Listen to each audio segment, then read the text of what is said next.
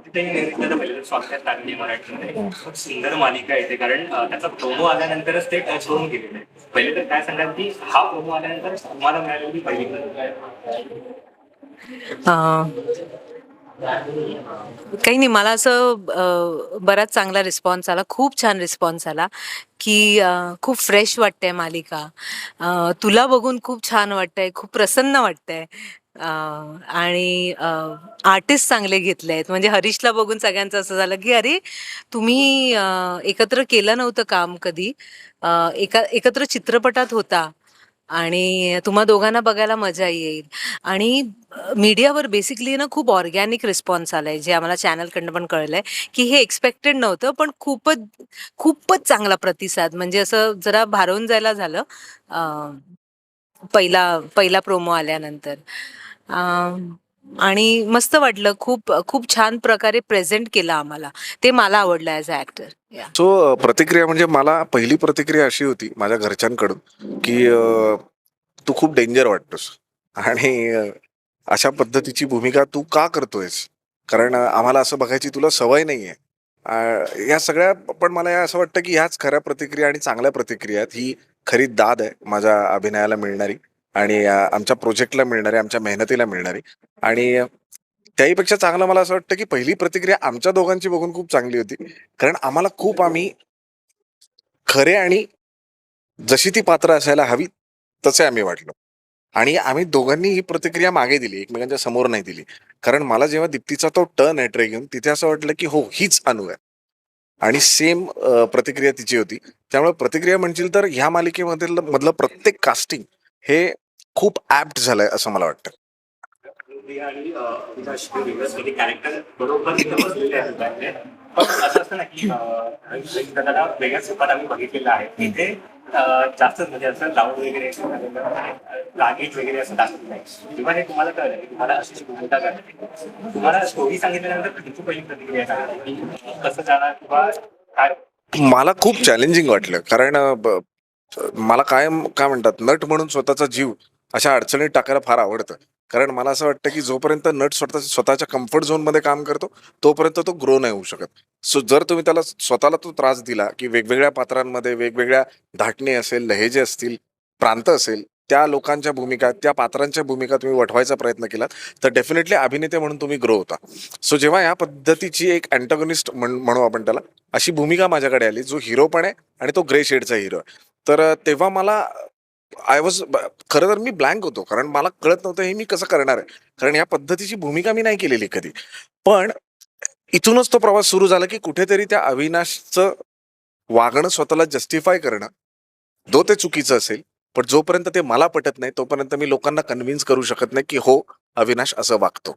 So रागीट आहे, उद्धट आहे, प्रेम आहे पण दाखवता येत नाही, परिस्थितीमुळे गांजलेलं आहे, असे खूप शेड्सचं पात्र रोहिणीताईंनी लिहिलंय.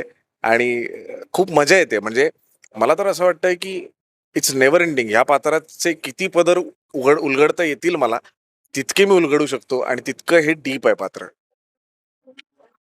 खूपच वेगळी आहे. याच्या आधीच्या भूमिका वेगळ्याच होत्या. या आधीच्या म्हणजे माझ्या नेहमीच इंटरव्ह्यूजमध्ये मी हे म्हणते की मला नेहमी असं वेगळं पात्र, वेगळं कॅरेक्टर सिलेक्ट करायला आवडतं, ज्यात मी दररोज मनापासून जीव ओतून काम करू शकते. आणि आधीची मालिका झाली म्हणजे मी एक पात्र घेतलं की त्यानंतर मी त्यात रुळल्यावर मी असं ठरवते की आता पुढे मी कुठलं कॅरेक्टर करणार. कारण मला प्रचंड डेली सोप करायला आवडतो.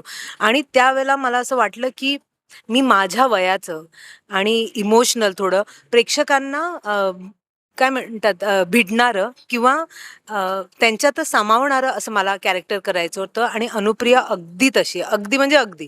म्हणजे दररोज मी सांगते की जरी माझे कुठले रडण्याचे सीन असतील किंवा इमोशनल सीन्स असतील, की मी ते फील करू शकते. जरी आता हेक्टिक चालू आहे, झोप होत नाहीये, तरी पण घरी गेल्यावर जेव्हा घरचे मला विचारतात की दीप्ती कसं वाटतंय तुला, तर मी म्हणते मज्जा येते मला. ह्याचाच अट्टहास होता हे कॅरेक्टर घेण्यासाठी, की मला छान छान मज्जा आली पाहिजे, मला झोपताना चांगली झोप लागली पाहिजे एक ऍक्टर म्हणून, आणि प्रेक्षकांशी मी कनेक्ट झाली पाहिजे. हे अगदी तसं कॅरेक्टर आहे. मध्ये एक सीन आहे की अविनाश बोलतो की संसार झालेला खायची गोष्ट नाही. तेव्हा प्रिया डबा त्याच्यामध्ये सगळं म्हणजे सगळं सेविंग ठेवलेलं असतं. असे काही किस्से तुमच्या आठवणीत आहेत का? कारण लहानपणी आपण आईला किंवा बहिणीला वगैरे सगळ्यांना बघत असतो की काही काही काटकसर करून ठेवलेले असतात बाजूला पैसे. अशी काही आठवण असते? हो, अगदी माझी आई आजही म्हणजे मी माझ्या आईला म्हणायचे, की "अगं काय कुठलीही पर्स उघडली." आता खूप पर्सेस नसायच्या, पण एक छोटी, मग ते ज्वेलरीचं बॉक्सवाली ती पर्स असते, मग किंवा कुठेतरी कपाट असतं. कपाटात ठेवलेलं, कुठल्यातरी खणात ठेवलं. तिने काही उघडलं ना, की तिच्याकडे पैसे असायचे आणि ती म्हणायची, "हे बघ मला सापडले." "अगं सापडले नाही, तूच ठेवलेत." पण आत्ता मला ते कळतं, जेव्हा मी एक गृहिणी झालीये, मी एक आई झालीये, की साठवणं आणि जपून ठेवणं आपल्या गरजेसाठी पुढे हे खूप गरजेचं आहे आणि अनुप्रिया ही तेच करते. खूप रिलेटेबल आहे ते. मला असं वाटतं की ही जी गोष्ट आहे ना, ही फक्त एक स्थायी भावाची गोष्ट नाही आहे. मला असं वाटतं हा संस्कार आहे, जो खूप पूर्वीपासून पिढ्यानपिढ्या जसा वारसा दिला जातो, तसा आपल्या मराठी संस्कृतीमध्ये दिला गेलाय. कारण मला आठवतं की माझी आई तांदळाच्या डब्यांमध्ये पैसे ठेवायची, जे सेव्हिंग्सचे असायचे किंवा कुठेतरी गादीच्या खाली ठेवायची, उशीमध्ये ठेवायची. आणि आज माझी बायको पण तेच करते. कुठेतरी फक्त जागा बदलल्या असतील, पण डेफिनेटली ती कॅश कुठेतरी कुठेतरी तिने लपवून ठेवलेली असते. आणि म्हणून मला असं वाटतं की हा जो अनुप्रियाचा जो हा संस्कार आहे, हा पिढ्यानपिढ्या तसाच चालत ठेवला. कारण ही खूप गोड गोष्ट आहे, की अडी-अडचणीला आपल्याकडे पैसे नसतात, पण ह्या बायकांकडे खूप पैसे असतात आणि ते कुठून-कुठून जमवलेले असतात. हे जेव्हा पुरुष ऐकतो त्यावेळी खरंच अभिमानासारखी गोष्ट असते ती, की तू हे सगळं करतेस माझ्या मागे आणि हे मला माहितीही नसतं कधी. त्यामुळे मला असं वाटतं, की हो, लहानपणापासून हे खूप बघत आलोय आम्ही दोघंही आणि हा संस्कार तसाच कॅरी फॉरवर्ड झालाय.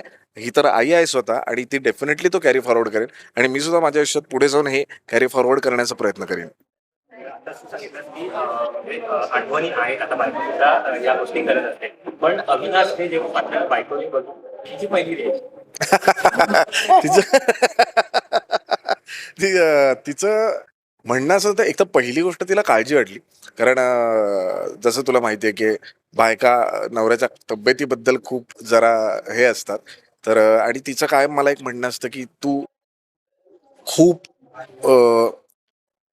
काय म्हणतात सेल्फ सेंट्रिक होतो, पात्र करताना आत्मकेंद्रित होतो, की तुला कळत नाही तू त्यात किती वाहवत जातोस. सो तुला एखादी गोष्ट करायची असेल तर तू ते इतकं करतोस की त्याचा तुझ्या तब्येतीवर, तुझ्या बीपीवर किंवा इतर 4 गोष्टी तब्येतीवर परिणाम होतोय, याकडे तू लक्ष द्यायला पाहिजे. सो तिची फर्स्ट रिएक्शन ही होती, की आता रोज तुझं इतकं बीपी वाढलेलं असणार आहे का?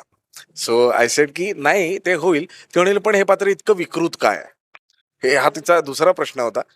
तरी तुम्ही जर प्रोमो बघाल तर आय वुड से 10% असेल हे. प्रोमो मधलं 10% आहे. ते खूप आणखी मजा आहे त्या पात्राची. सो मी तिला तेच सांगितलं, की मला ते करायला खूप आनंद मिळतो. त्यावर तिची हिलेरियस रिएक्शन होती, "जे तुला माझ्याबरोबर नाही करता येत, ते तू त्या सीरियलमध्ये सगळं करतो. माझ्यावरची चिडचिड सगळी तिकडे काढतो." म्हटलं असं अजिबात नाहीये.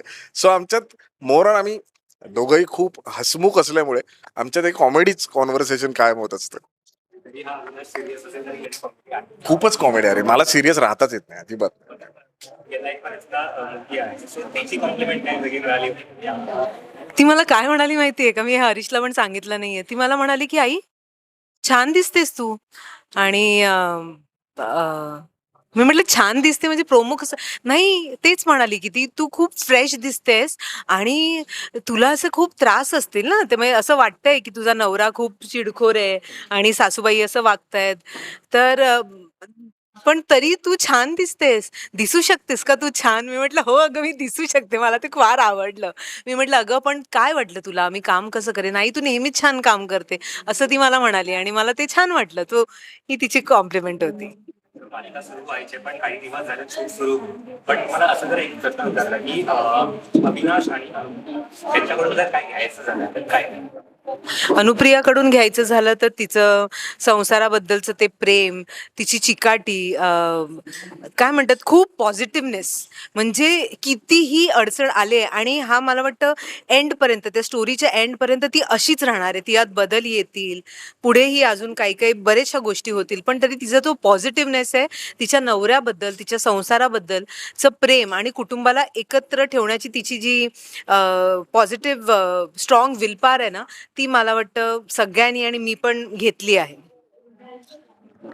मला असं वाटतं की अविनाश हे पात्र जसं काही वागतं, जे काही तो करतो, हे सगळं आपण करायचं नाहीये ही गोष्ट घ्या. कारण ह्या पात्राकडून खरं तर घेण्यासारखं काहीच नाहीये. एखाद्या पुरुषामधले जेवढे निगेटिव्ह पॉइंट्स असतील ते त्या पात्राकडे आहेत. त्याची जिद्द, चिकाटी, त्यांनी केलेले सगळे काय जे काही गफले असतील त्या सगळ्या गोष्टी आहेत.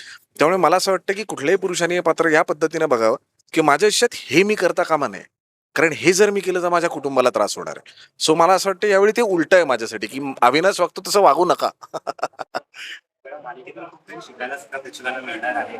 पण इंटरव्ह्यूज खूप आहेत. आता आपण शेवटचे एक प्रश्न आहे Yes. की मालिका लवकर बनणार आहे. So, शेवटला जाता जाता प्रेक्षकांना काही कानमंत्र द्यायचं झालं तर, कारण संसाराचा स्त्री करत आहे, कोणी तापट नव्हता असेल किंवा काही असेल, त्यांना काय सांगितलं?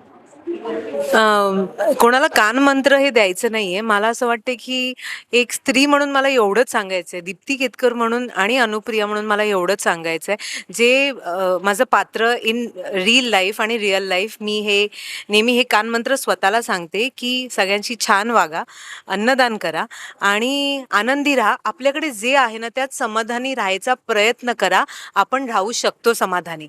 म्हणजे 4 कपड्यांमध्ये पण आपण समाधानी राहू शकतो. वरण भात खाऊन पण किंवा तूप मीठ भात खाऊन पण आपण समाधानी राहू शकतो. तर आनंदी आणि समाधानी राहा आणि सगळ्यांवर प्रेम करा. आणि आमची मालिका बघा, जी येते 1 डिसेंबरपासून, म्हणजे 1 डिसेंबरपासून दररोज रात्री 9:30 वाजता मी संसार माझा रेखिते, फक्त आणि फक्त लाडक्या सन मराठीवर.